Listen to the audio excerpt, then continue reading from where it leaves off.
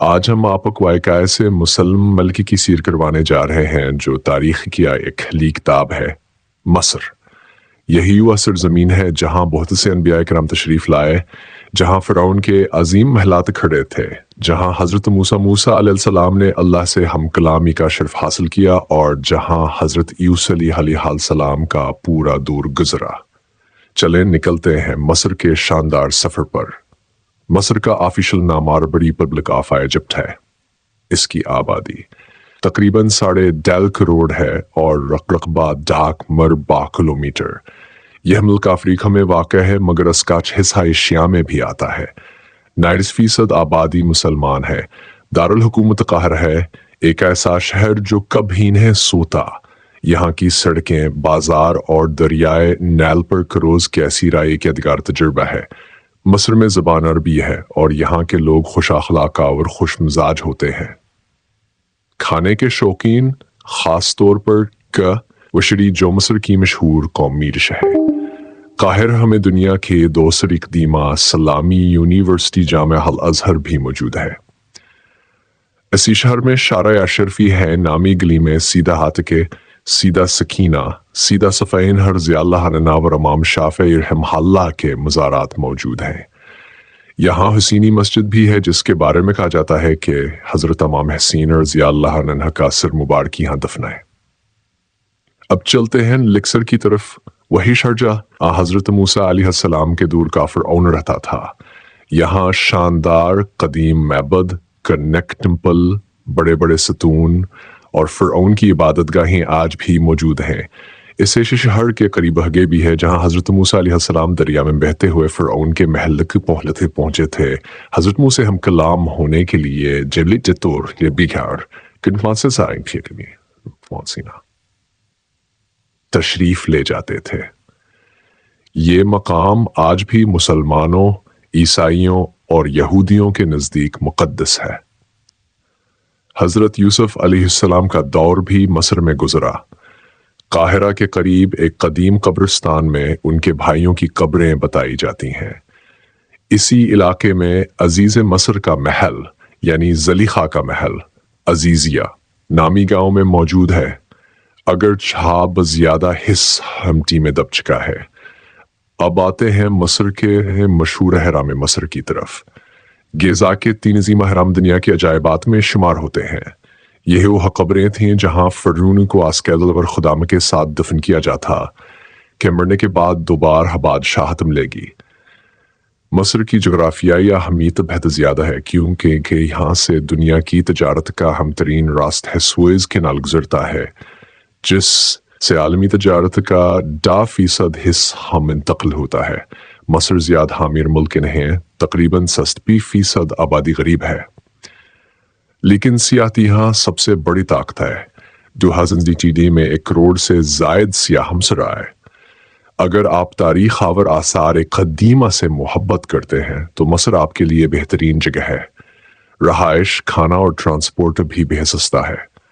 پاکستان سے فلائٹ تقریباً $1,80,000 میں پڑتی ہے اور وہ ویزا سے $70 تک مل جاتا ہے۔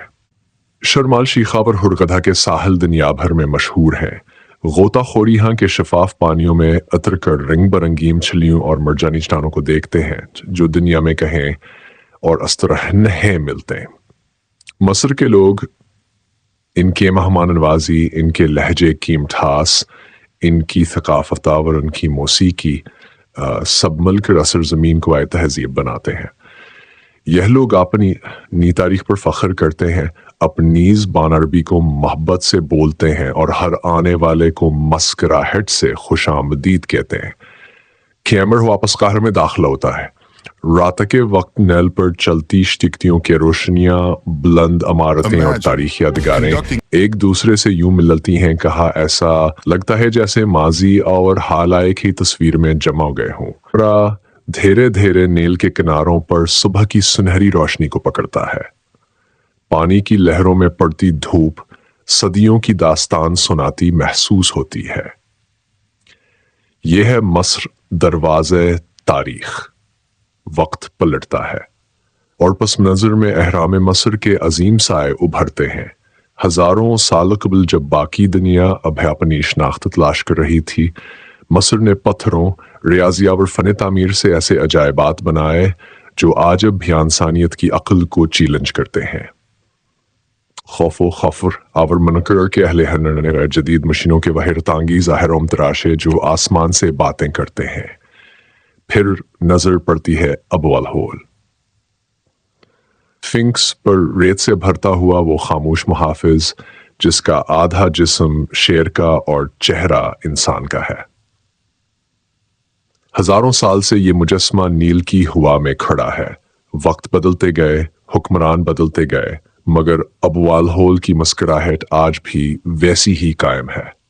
کیمرہ قاہرہ کی طرف بڑھتا ہے، شہر کی گہما گہمی، بازاروں کا شور، کشتیوں کی روشنیاں اور پرانی گلیوں میں پھیلی خوشبو۔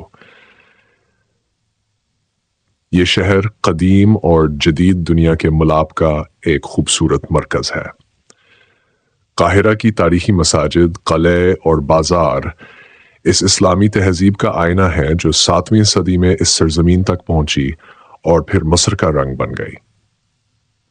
الازہر مسجد اور الازہر یونیورسٹی علم کا وہ چراغ جو 1000 سال سے روشن ہے، جہاں علم دین، فلسفہ، ادب اور سائنس کے ہزاروں طالب علم دنیا بھر سے آ کر سیکھتے ہیں۔ پھر منظر بدلتا ہے اور کیمرہ نیل کے پانیوں پر ترتیشتی کو دکھاتا ہے۔ نیل وہ دریا جسے مصر کی سانس کہا جاتا ہے۔